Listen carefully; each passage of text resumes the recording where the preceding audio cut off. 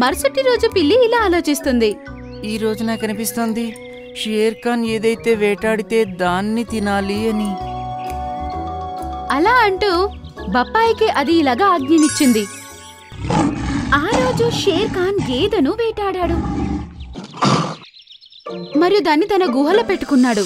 అప్పుడు సడన్ గా ఆ మాంసం కూడా మాయమైపోయింది. మీకు పిల్లి దగ్గరికి ప్రత్యక్షమైంది. షేర్ ఖాన్ యొక్క ఆహారం దొంగతనమైన విషయం అందరికీ తెలిసిపోతుంది. ఆ రోజు సాయంత్రం షేర్ ఖాన్ అందరినీ సభకు రమ్మని ఆదేశించాడు.